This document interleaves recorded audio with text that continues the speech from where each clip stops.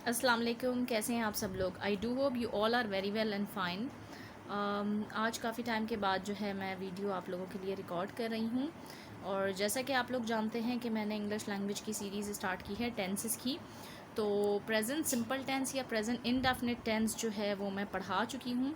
आज का जो लेक्चर है you people can see it's all about past indefinite tense और you can say past simple tense.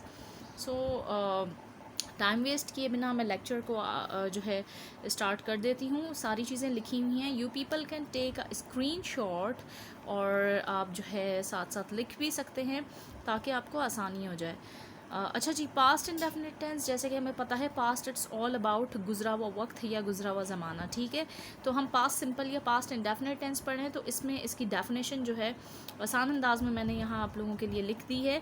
It talks about elapsing time. अच्छा, elapsing time क्या होता है? एलिप्सिंग टाइम यहाँ पे आप देख लें, मैंने इसकी मीनिंग भी लिखी हुई है। एलिप्सिंग टाइम इज़ ऑल अबाउट गुजरा हुआ ज़माना या गुजरा हुआ वक्त। गुजरे यानी कि गुजरे हुए वक्त की जब बात करनी हो तो आप जो है पास्ट सिंपल टेंस यूज़ करेंगे। और यहाँ पे है कि an action which is started in past and और finished in present or maybe finished in past, but the connection of that action doesn't exist anymore in the present। यानी ऐसा कोई भी काम या ऐसा कोई भी एक्शन जो कि पास्ट में शुरू होके प्रेजेंट में ख़त्म हो गया या पास्ट में शुरू होके पास्ट में ही ख़त्म हो गया, लेकिन जो चीज़ ख़त्म हुई है तो उसका जो कनेक्शन है यानी कि जो इसका एविडेंस है वो प्रेजेंट में मौजूद ना हो, at that time we use past indefinite tense. ठीक है जी। अच्छा, अब यहाँ पे फॉर्मूला इसका ये है कि whenever we just talk about past indefinite tense तो फिर हम सिंपल फार्मूला वर्ब की सेकंड फॉर्म यूज़ करते हैं इसमें। ठीक है जी। तो subject plus second form of the verb plus object. Okay, this is the formula and you can write and you can make the examples of that, and you can make so many examples of past indefinite tense by using second form of the verb. If you don't know the second form of the verb, so like you people can easily take a chart. Form of the verb का chart आता है, आप Google search कर सकते हैं और बहुत easily आपको अवेलेबल हो जाएगा। तो वर्ब की फॉर्म्स आपने याद करनी है और फिर आपने सेंटेंसेस बनाने हैं। तो यहाँ देख लें, मैंने सब्जेक्ट लगाया है आई कंप्लीटेड माई वर्क, मैंने अपना काम मुकम्मल कर लिया था। शी क्लीन्ड द हाउस, उसने घर साफ़ कर लिया। ही केम टू ऑफिस, वो ऑफिस आया था। अच्छा, बिल्कुल सिंपल हो गया। वो ऑफिस आया, वो ऑफिस आता है। अगर प्रेजेंट सिंपल होता तो ही कम्स टू ऑफिस होता, लेकिन अब ये पास्ट है तो second form of the verb use हो गया। जैसे प्रेजेंट में फर्स्ट फॉर्म यूज़ हो रहा था और एस ई एस के साथ अगर ही शीट था तो हम एस ई एस लगा रहे थे, जो कि थर्ड पर्सन सिंगुलर है। लेकिन यहाँ ऐसी कोई कहानी नहीं है।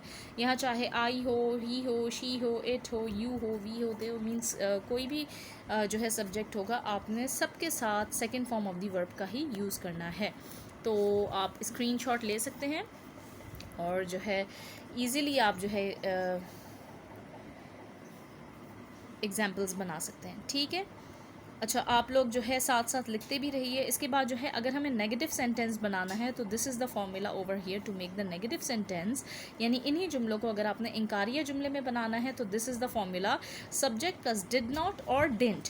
अच्छा, डिड नॉट की शॉर्ट फॉर्म या contraction is all about didn't, और कुछ लोग डिडंट भी कहते हैं बट आई से डिडंट ऑब्वियसली आई प्रोनाउंस। तो क्योंकि प्रोनाउंसिएशन का डिफरेंस होता है ब्रिटिश एंड अमेरिकन, तो आप अपने हिसाब से देख लीजिए। लेकिन ये this is the basic formula for negative sentence of past indefinite tense.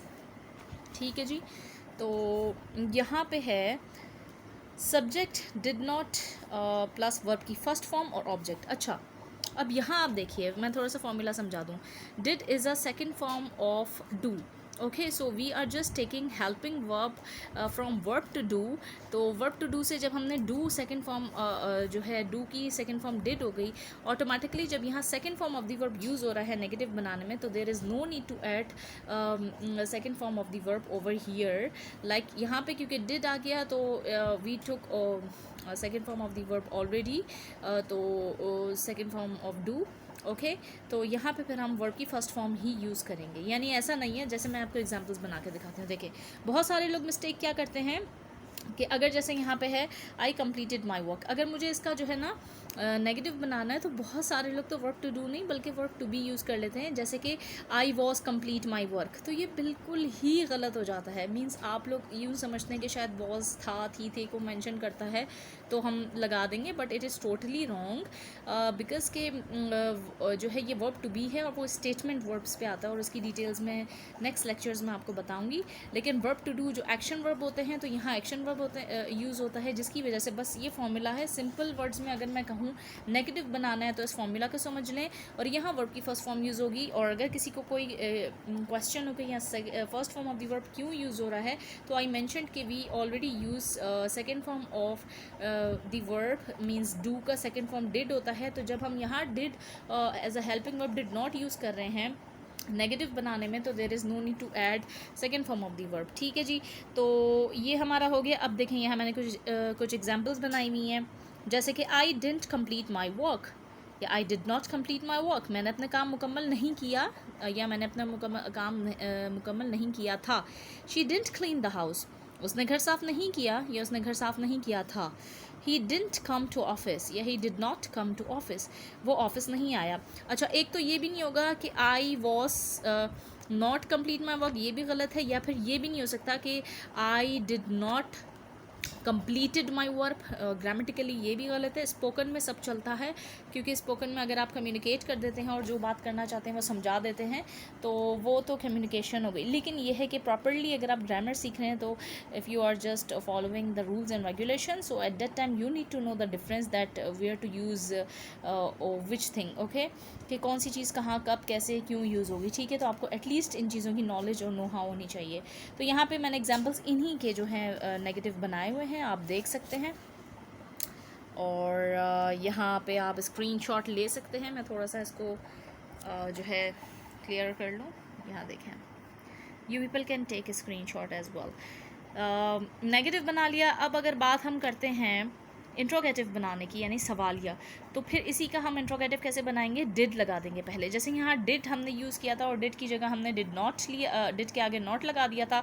As it is हम जब यहाँ यूज़ करेंगे तो हमने करना क्या है कि हम जो है यहाँ पे did as a helping verb लगाएंगे, और फिर जो है सब्जेक्ट, वर्ब की फर्स्ट फॉर्म, ऑब्जेक्ट, एंड यहाँ क्वेश्चन मार्क, क्योंकि सवालिया है तो फिर क्वेश्चन मार्क यूज़ होगा। ठीक है जी, तो आप लोग यहाँ पर देख सकते हैं कि डिड प्लस सब्जेक्ट के साथ हमने क्या किया, did you go to the office, क्या आप ऑफिस गए थे, क्या आपने घर साफ़ किया। तो उसको हमें अगर बनाना है तो हम कहेंगे कि या क्या उसने घर साफ़ किया, तो हम ये कहेंगे did she clean the house. यहाँ भी ऐसा नहीं होगा कि did she cleaned the house, second form use नहीं होगी, फर्स्ट फॉर्म यूज़ होगी।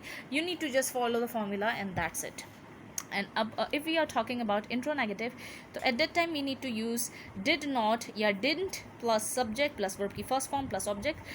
Intro negative it's all about कि सवालिया भी हो और इनकारिया भी हो। जैसे कि क्या वो ऑफिस नहीं गए थे, क्या उसने घर साफ़ नहीं किया था, क्या तुमने अपना काम मुकम्मल नहीं किया था। मैं इन्हीं के आपको नेगेटिव्स बना के बता रही हूँ।